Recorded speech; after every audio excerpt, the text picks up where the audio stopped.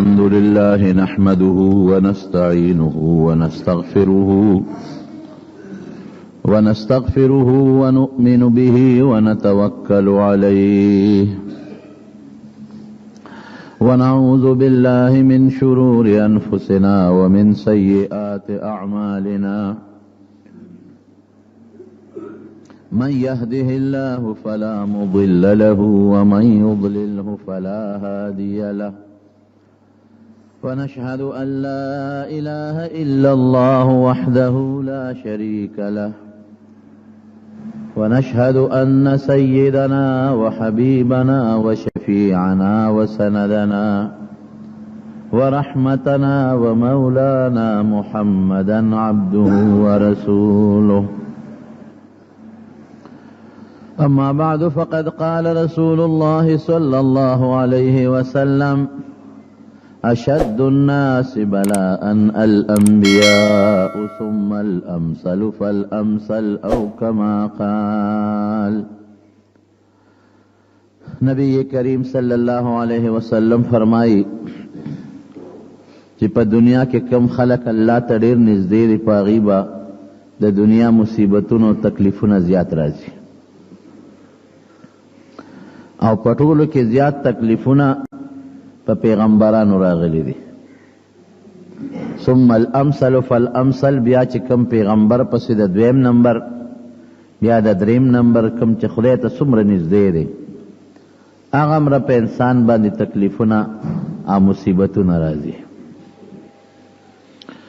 حضرت موسی علیہ السلام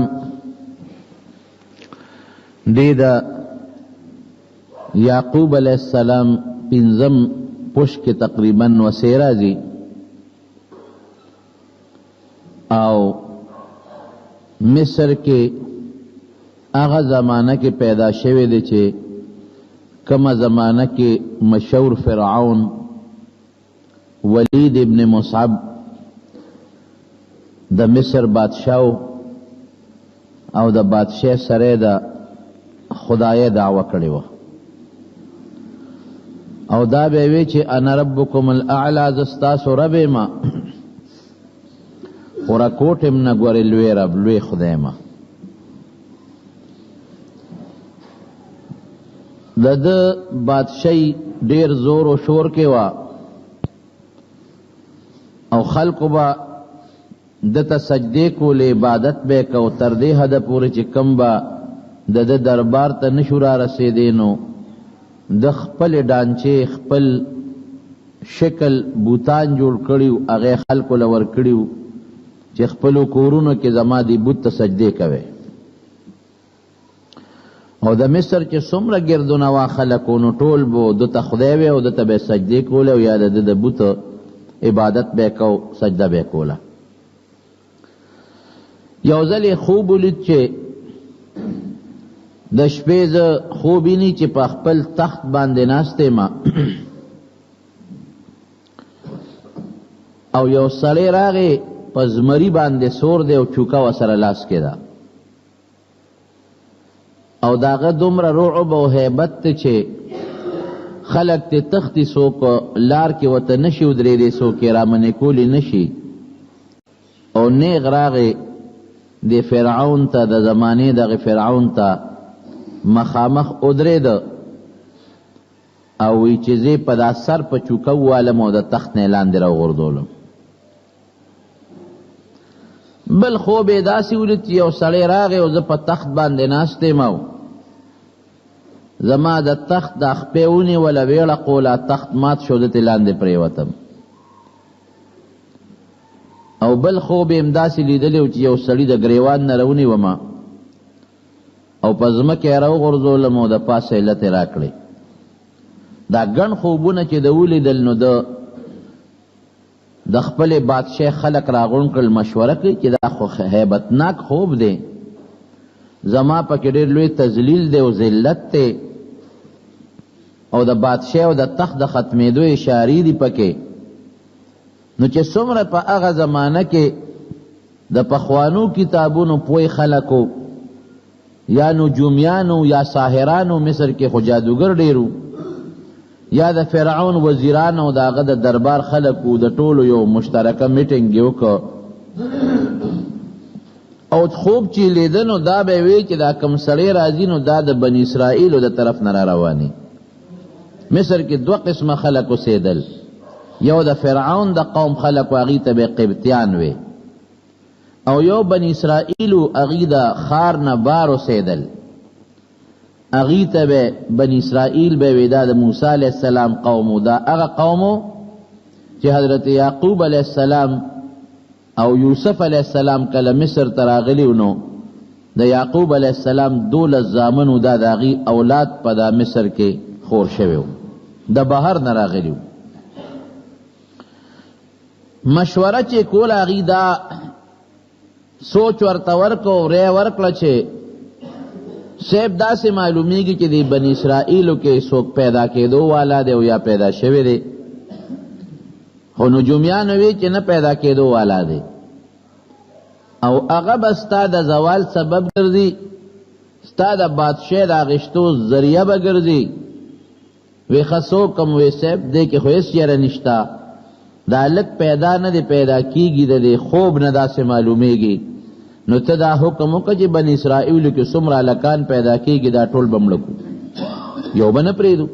دی باړو پیدا نشي. لیکن دا الله د فیصله مقابله کې د انسان تدبیرونه هیڅ کار نه ورکوي. که ته ډېر هم تدبیرونه وکړې او ډېر سوچونه وکړې، خو چې د الله څه فیصله نو هغه یقینا کېدو والی. نو بهر کیف ده خو فیصله وکړه هر سړي سره، خو د ځان فکر وي چې زه د بچم خلک دې ټول مړه شي، زما په خلکو څه فیصله وکړله چې بس کم ماشوم په بنی اسرائیلو کې پیدا کېږي بس دا لالوی. قرآن شریف کې الله ویذبحون ابناءکم ویستحیون نساءکم، الک چې به پیدا کېده د مور په مخ کې جاسوسانې سیډي والا خوارو، کور په کور به او پته خو د پیدایش لګي، داسې نه چې ګنې خبره پټه ده. جاسوسان خواره دي، خو چې بنی اسرائیلو کې کم ماشوم پیدا کېږي الک هغه حلالۍ د مور په مخ کې، او چې کمې جنکۍ دی هغه پرېږدي. دا څومره انتهایی ظلم دی. ماشوم بی ګناه وجل دا ډېر لوی ظلم دی، ډېر زیاتې دی. او بیا د مور مخ کې په هغه چاړه راښکل دا د ظلم انتها ده. رونو یاد وساتئ ظلم ډېر خطرناک شی دی. ظالم یو وخت کې ظلم کوي، دی دا نه ګوري چې زما دا ظلم یو ذات دی چې هغه یې او ماله به زما د ظلم سزا راکوي. الله خو د چا ظلم پرېږدي نه، چې څومره ظلم دی وکړه په دې خبره پوه شه چې دا الله سره لیکلې پراته دي او د دې سزا به درته میلاویږي، که دنیا کې به درکوي خو که نه آخرت خو جده تلی نه دی. ځکه نبی علیہ السلام فرمایي چې کله مظلوم د خولې نه آه وباسي وی دا فوراً د اوریځو د پاسه شي او د الله دربار ته رسېږي، او رب العالمین ته د مظلوم د فریاد نظر بل شي نه رسی. الله ورته وی چې ای مظلوم لانصرنک ولو بعد حین، امداد به دې کوم، خیر دی لږ وخت به پکې وي خو امداد به دې کوم. نو ظلمونه شروع کړل، ماشومان لکان به لالول او جنکۍ به پرېښودې.